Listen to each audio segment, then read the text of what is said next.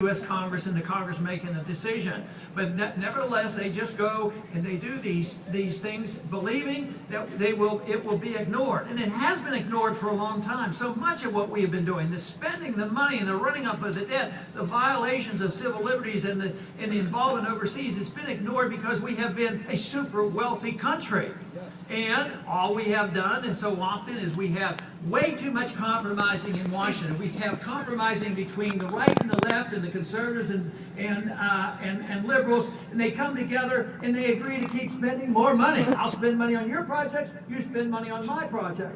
And they've got away with this for a long time, and we kept re-electing the same people to the Congress who's spending all this money. But guess what? Something happened in the last few years, especially about 5 years ago. It's been discovered that we're broke. We're broke and there's nothing there.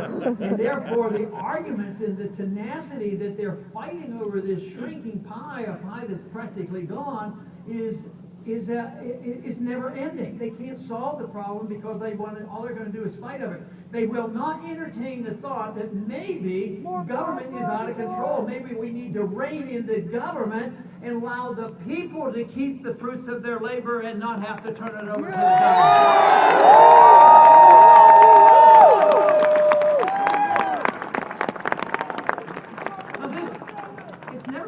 For me to come to that conclusion, because I believe rights don't come from our government. Our rights come from us, either from a creator or in a natural way.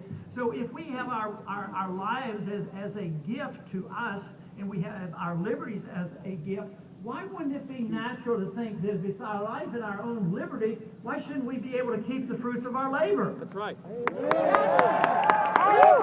Which means that if we weren't fighting all these wars and we didn't have the right-of-way entitlement system, guess what? We wouldn't have an income tax. We'd go back to the old days and repeal the 16th Amendment. And we didn't have it. And obviously, the founders did not give us the income tax. The income tax came in 1913. Of course, along with another little system that they invented in 1913. And I know you have never heard of what I'm talking about. But they came up with this Federal Reserve System. What in thunder is that all about? They did it over Christmas. And the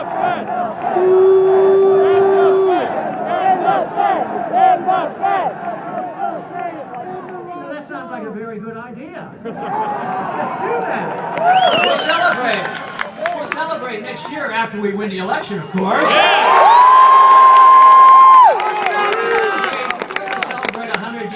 Reserve system by repealing the Federal Reserve.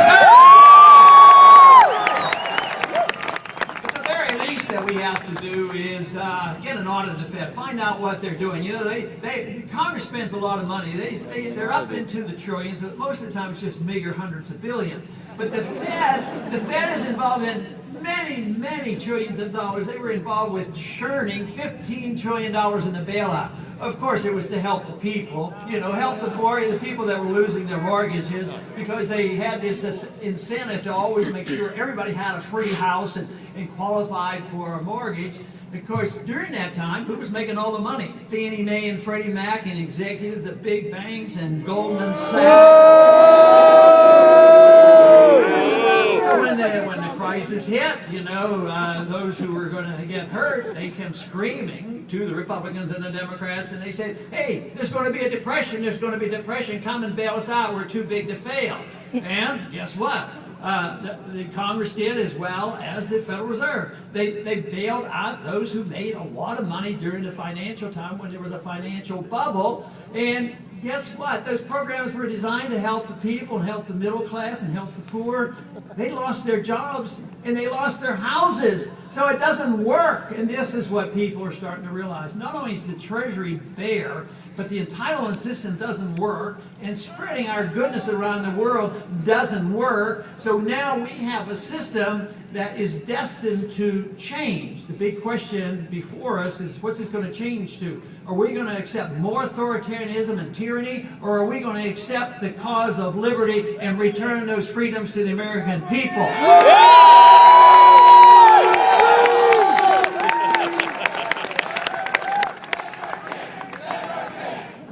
And it is the cause cause of liberty that we must address, and understanding where our liberty comes from is so important. The wonderful thing about liberty and the understanding of freedom is it will bring us together. The interventionist system, the big government, the bureaucratic system, the redistribution of wealth by the special interests, that divides us, especially when we run out of money. But if you think about what freedom is all about, it isn't judgmental. It doesn't come along and say, well, we want our freedoms because we want to impose on people certain things. We want our freedoms to allow people to have their own life and their own lifestyles and their own private practices. That's their business. So everybody's going to have different desires on what they want from their personal freedom. So we don't have to decide how we're going to use it, as long as nobody is forced to are forced to accept other people's ideas. So therefore, we should come together because we endorse the concept of freedom and allow people to do what they want as long as they don't hurt people, and allow people to pursue their endeavors. But these rules should apply to economic liberty as well. Some people will defend this, social liberty and civil libertarianism, but at the same time they think, well, but we can't allow that to happen in the free market, because in the free market somebody might get rich. Well, in the free market, if you get rich because you provided a great service for somebody and we as consumers bought the product and we weren't cheated, and the more we buy, the richer they get, that's not a problem. But what if they're rich because they get money from contracts from the government, and what if they get bailouts from the government? That's a different type of richness. Whoa! So the freedom issue brings people together. Not only does it allow people to spend their money and run their lives as they so choose, it also means that you can't be coercive. You can't be coercive with your neighbors and your friends, and we shouldn't be coercive with our neighbors and friends around the world. It is the coercion, the force, the intimidation that say that we know what is best for everybody. But today, this is the way we operate. It's around the world. Domestically, we're telling people what to do with their lives, what to do with their money, and we're telling everybody around the world what they ought to be doing. And this has not worked out well for it. It has contributed to our bankruptcy and contributed to the problems that we face and all the conflicts we have. And it's going to get a lot worse unless we establish the basic principles of what this country is all about. And it is our freedoms to live our life as we so choose, and to spend our money as we so choose. People will argue with us and say, oh, that's not any good because you're not a humanitarian. You have to care about your fellow man. And if you don't endorse the welfare state and socialism and welfarism, you don't care about your fellow man. But just look at the failure. Socialism, communism, welfarism is on our doorstep, failing right now, and the housing programs didn't work. So it isn't humanitarian. Maybe they have good instincts, maybe they have good ideas, and maybe they want to help people. But if you want to study history and find out where the largest middle class has ever been and the wealthiest middle class, it's been in the United States of America, because it had maximum amount of freedom, and the freer we are, the freer our country is, the more prosperity there is.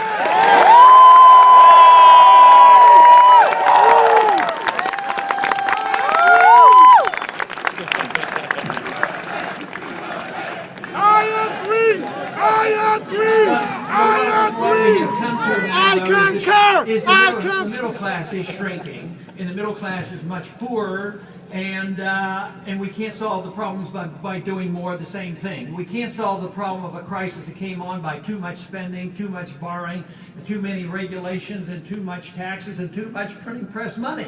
And that's what we've been doing for 5 years, and the debt is exploding. The annual deficit is $1.3, $1.5 trillion.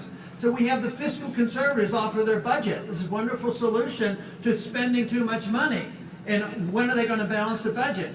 Oh, well, maybe in 30 years we can balance the budget. That's not going to work. I suggest what we should do, after the next year's election, of course, is cut the budget by $1 trillion in 1 year.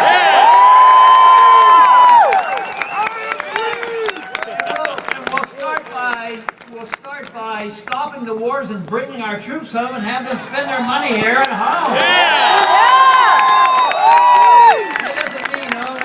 East, that means from Korea and Japan and Germany. Why should we subsidize their defense? We need to bring them home. We're flat out broke and we have to borrow the money to do this. So this system is coming to an end. It's good news that it's coming to an end. It's risky business because we don't know what the replacement will be.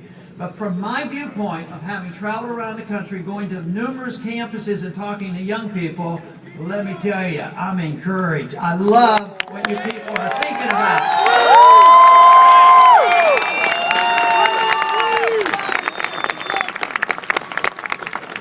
Dependency is never a way that you feel good about oneself. The more dependent you are on others, the less content people are. And that is what people have to realize, that if we would have more freedom and release the creative energy and put the burden on us to take care of ourselves, then we can work for our own virtue and our own excellence.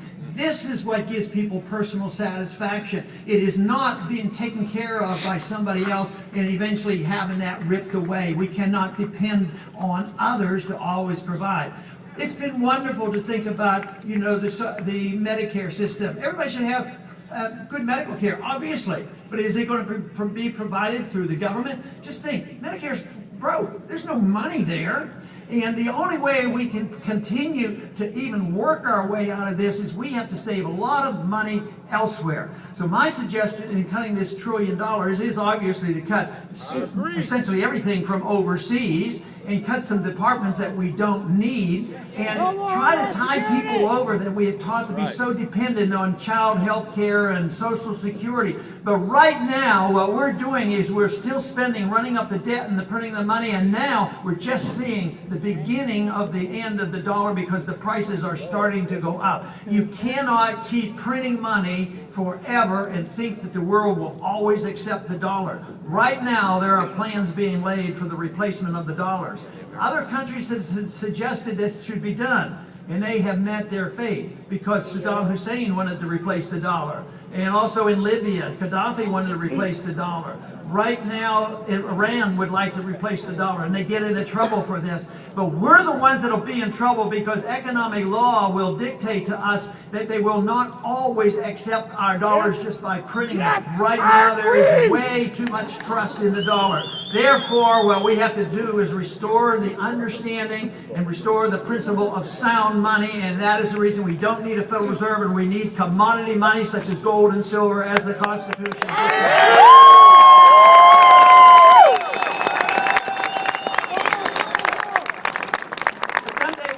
Reverse the trend. So far, the trend this year hasn't been the greatest. On January 1st, there were 40,000 new laws laid upon us. You might as well go to college and study how to read all those laws and what these laws say, because it's going to take you an eternity to understand them, because nobody does, unless you get into trouble. And then the bureaucrats and those authorities will come and tell us what's going wrong. But I would like to be the first president that got rid of 40,000 laws. That's what I would like to do.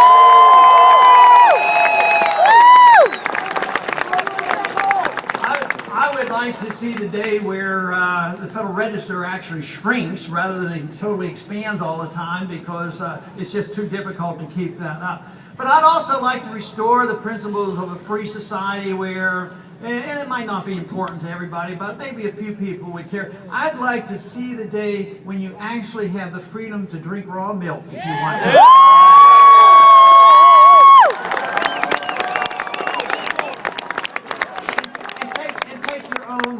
Matter of fact, I'd just as soon see the day that you can put anything you want in your body that you want, and you take your own risk when you do it.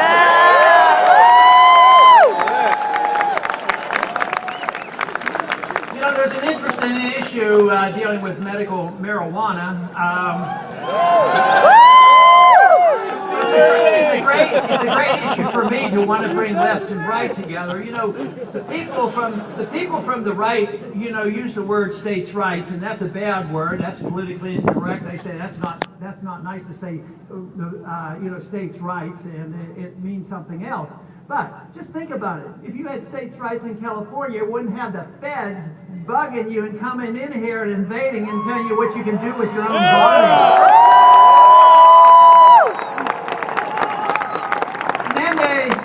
course, the danger of drugs are obvious to me as a parent, Yeah, a legal drugs. grandparent, and as a doctor. But